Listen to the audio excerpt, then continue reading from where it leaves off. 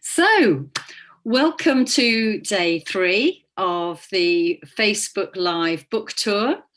And today I have Elitsa Velikova. I'm just going to show you my book first to show you what it looks like, so you know what to look for in the shops or online. And I want to tell you that there's a chapter in here all about art therapy. I use it a lot. And I also use Elitsa's cards, her lovely cards. So my book has a chapter on art therapy, and cards are one of the things I talk about in my book. So what I'm hoping that Elitsa is going to do is to talk about how art therapy is used, how wonderfully useful it is with children, and the insight that it gives. And I'll let her introduce herself to you right now. Okay? Judy, thank you so much for the invitation. I'm presently in Bulgaria, and it just feels so nice to be able to connect with people all over. And to be honest, to connect through art therapy is one of the most sincere ways for me, because art therapy is a way of expression that bypasses words and really shows feelings. That's why we want to use it also with children, because very often they're not explicitly verbal. Sometimes they can express themselves through play, and very often they just innately they have this capacity to draw. Any child until age 5 or 6 starts to draw first on themselves, then on the walls, of course, as every mom knows. And then it's just a way of expression that is so natural to us, to show how we feel, and also to make sense of the world around. So basically, using art therapy is a very good way for me to work with children and teens who were, on the other hand, just, very closed at these stages of their development, naturally so, because they're confused and they're dealing with so many topics and they're looking for so many answers. So art therapy gives us an alternative space where we can just enter into our imagination, and through that imagination, we create a reality for this 1 hour or half an hour that is as if reality. And this as if gives us a resource. So we enter into a role, or we enter into a story, or we create a story, or we create a dance, or we have images, and these images takes us to places. So this is basically one of the very big resources of art therapy. When I finished psychology, basically I didn't know how to work with children, because talking therapy not always can happen with certain ages or certain conditions with children and teens. So with drawing, you can always have a meeting point with a child and with a teen, because you often talk as if you're from third person. We use metaphors. We talk about somebody else. Let's say, make a story between a tiger and a rabbit. You have 2 characters and you just create a dialogue. So we talk about the tiger and we talk about the rabbit, but through that metaphor, we're actually understanding a lot about who is the tiger, if there is a tiger, a bully, or somebody who is actually threatening me, or feeling like too much, or who is the rabbit, which part I'm more identified with. So this is just an example. Art therapy I use a lot also with children who just need to talk about their feelings, but they cannot, or they don't feel safe. So the best way is through getting into a role. And that's why today I wanted, and also we discussed with you, Judy, that this is a good example just to show how to use one of the prompts in the art therapy cards. They're very simple, these cards. I'm not going to talk much about them, but they just have about 22 different projects in them that you can do at home in any setting with your child, and many of them are not just for children. They're actually good for the child inside of us and for many adults as well. So the tasks are very wide range, but they aim to connect us with the body. They aim to connect us with our feelings and to develop the imagination of the child, and also to start to ask the right questions. One of the things about art therapy is that a parent should never analyze a painting, because the child is able to tell exactly what's happening and why it is happening in the painting, and not to be interpreted from anybody else but the child. And I tell you why: because the children have their own capacity and sensitivity. And if for you pink might be a good color because you like it or it just feels good, for the child pink might be associated with a pudding that doesn't taste well, and then pink is not a good color. So the interpretation will always go through the feeling, the experiences that the child had. And therefore, when we do art therapy with children, we always ask, tell me about this painting, or what is happening in this painting, or in this story, or in this drawing. So we let the child make sense of what they did. And also, it's very important that somehow we don't help them with the process, because the aesthetic result is not necessary. It is, of course, it's always pleasing. The children like to create something and then they are pleased with the result. But we don't interfere in their process of painting or drawing, because it is very important that their expression is natural. And we can always give suggestions of how to cope or overcome some difficulty, but actually we're not taking the initiative to interfere in their drawing. These are the important things that I think that we're somehow sometimes seduced to do in the work with children, to help them too much or to analyze them too much. But actually it is not necessary, and maybe even interferes with the process. So shall I show a little bit about this project? Absolutely, yes. I'd love you to do that, please. You think so? Okay. One of the strong things about art therapy is the connecting with the strong positive sides and resources. So I love every art prompt that involves resource-oriented exercises. And one of them that obviously both of us with Judy like is the draw yourself as a superhero. It looks like that, but of course this is just a suggestion, and doesn't have to be in any way related to the drawing of the child. The prompt that you give, and the children can be any age, but basically the modification for an older than 9-year-old child will be to create superhero or a hero connected to their age group, maybe like an image that they want to be in 5 years, or somebody that they're imagining to be after 10 years, like a superhero, but an image that they project in the future about themselves. For a younger child, is draw yourself as a superhero. And it's good if the child doesn't stick to the images that they know from the cartoons or from their favorite movies, because actually in this way they just use the ready-made scenario. You need to initiate a conversation with the child to create a character, and it can have elements of different characters that they love from the TV or whatever they're watching. But actually it's important that their character is theirs. Yeah. So imagine that you are a superhero and draw yourself as a superhero. So the child takes the time and creates a character. Now, the good thing about that is that once you have the drawing, you can now talk about the hero.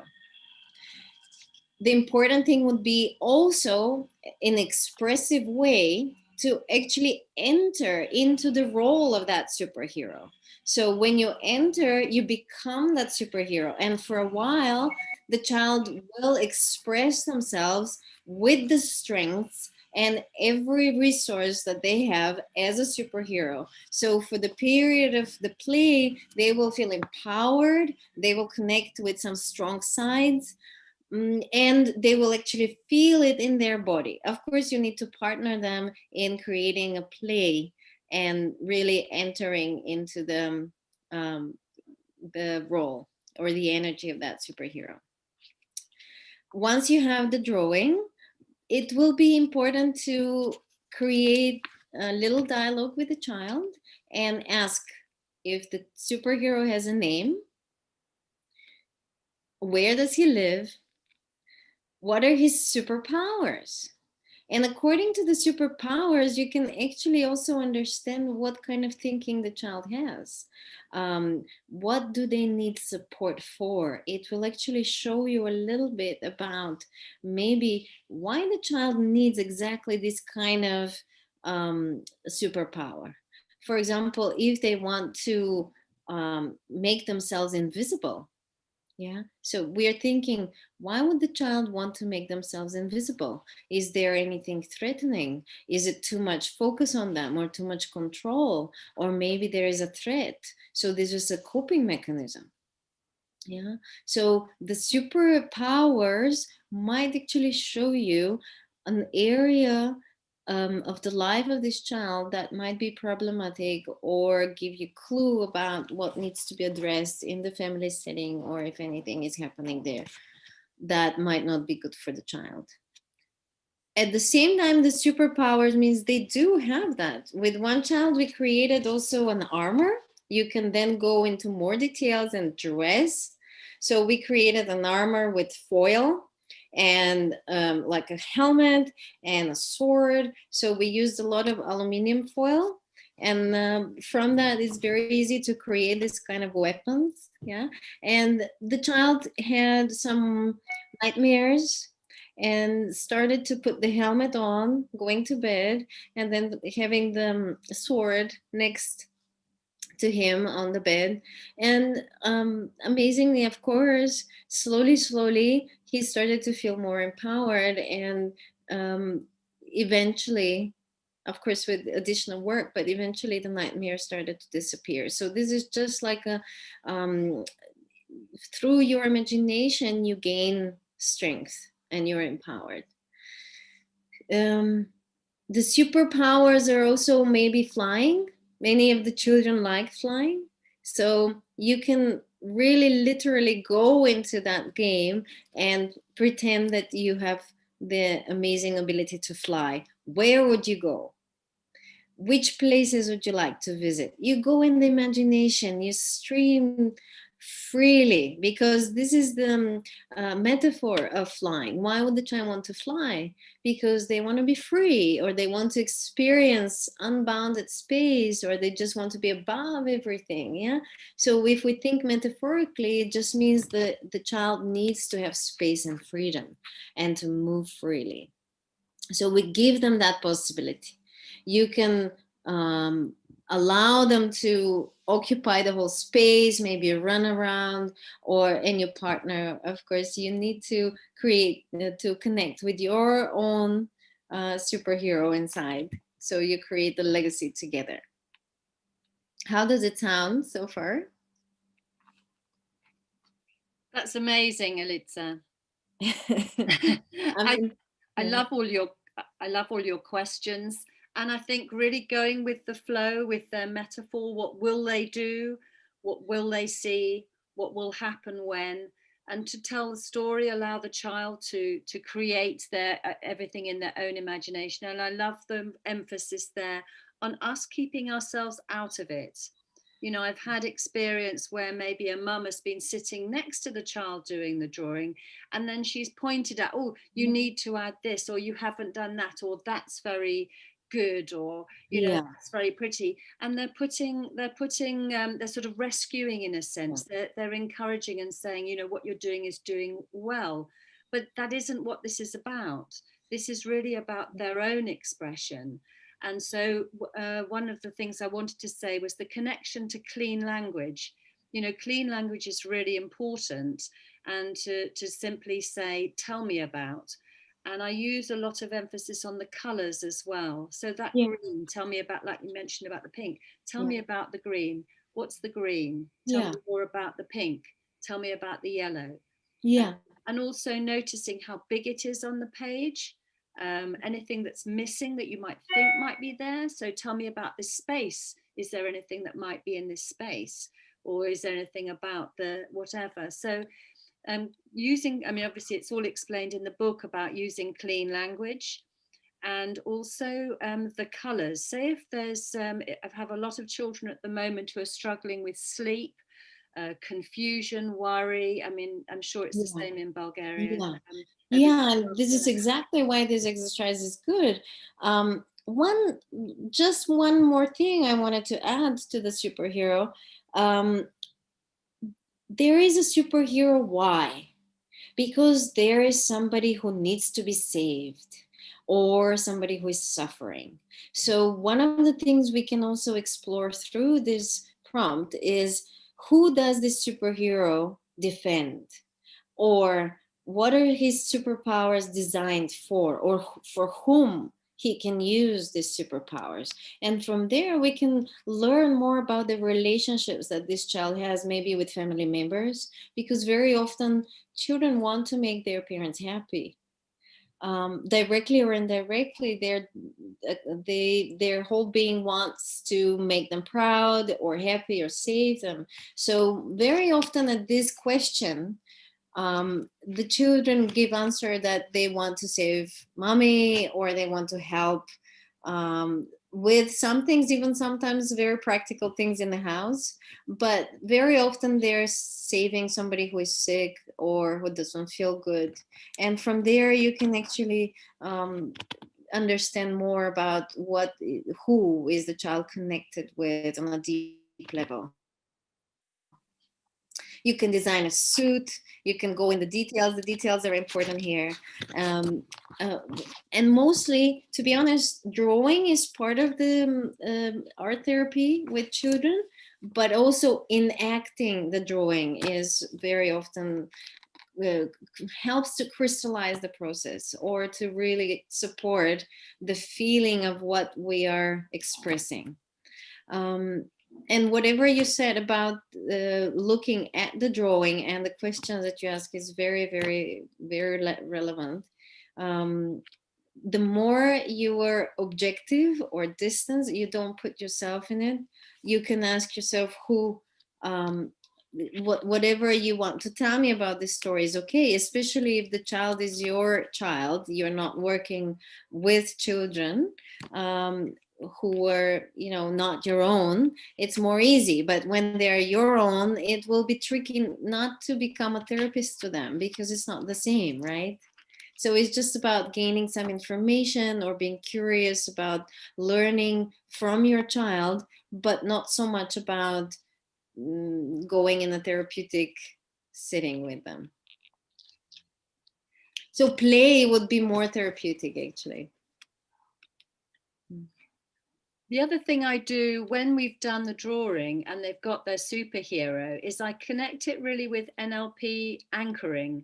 And so we might anchor something in their drawing, in Yeah. their painting, that connects to that superhero. So say if the superhero is very brave, very confident, can put their hand up in class, their superhero can go up to somebody in the playground and talk to them, initiate a conversation, or feels good about themselves. Say if, going back to your example of the helmet and the sword, you can actually then use that to do an NLP anchoring exercise. Great. Where you sort of say, right, so let's imagine that you've got that sword and we've got that sort of in our hand, or just imagine the helmet, maybe that could be the anchor. And then we set up the anchor so that when they do this, they remember the sword, or when they do this, they remember the helmet, so that they then go away. Certainly as a coach, that's what I would want to give them, some tool to take away. They've done the exercise, they've explored all of these things, they've explored the story, the metaphor, and so on, but then they have a tool that they can take, so that next day at school, or next time they're playing with a friend, or they are going to bed and they want to feel like, I'm not going to wear, I'm going to stay dry tonight, or something like that, or I'm going to put my laptop in class. They've got something that they can actually practically use that reminds them both of the exercise and of their own inner sort of strength, because obviously, one of the NLP presuppositions is if you've got it, if you spot it, you've got it. So that they already have those resources. This is brilliant. I mean, actually, I saw from you how NLP can be combined with art therapy for children. And I think it's brilliant because it really works. First, they put it out. Second, they enact it. Third, they're actually bringing it back to them as a resource by anchoring it. So this is really a brilliant tool. Thank you, Elitsa. So we're going to wind up now. Just let me give you one little shot of the book again. And if you'd like to enter the prize draw, could you leave your email address in the comments or direct message me? And Elitsa is going to put her contact details in the comment box as well, together perhaps with the link that you sent me to buy the cards, which look like this. And just let me show you, Elitsa has written this amazing book that's inside every box of cards. And for each exercise, it tells you exactly what you need, what the aim of the exercise is, and then what to watch out for, what to look for, and the specific questions. So, you're equipped. It's a brilliant resource. You're equipped for every single one of those prompts. You don't have to be thinking, what did she say, etc. You just can go through those little questions with your child, and there's lots of exercises or prompts in there. There's one called the feelings pie, which I love, which encourages children to actually think, what are the feelings I have? And sometimes we make like an ingredients cake, a feelings cake. How much of this do I want? How much of this? What do I want less of? What do I want more of? They're brilliant, absolutely brilliant. I just love them to bits. So thank you for listening, and thank you very much indeed, Elitsa. You've done amazing work, really amazing. It's life-changing, and it's I love what you've done. So thank you so much, and I'm sure everybody. Thank you so much. I really love our collaboration, and good luck with the book because it's really amazing. I'm waiting my copy to come. Okay, that's lovely. Thank you very much, Elitsa, and goodbye, everybody.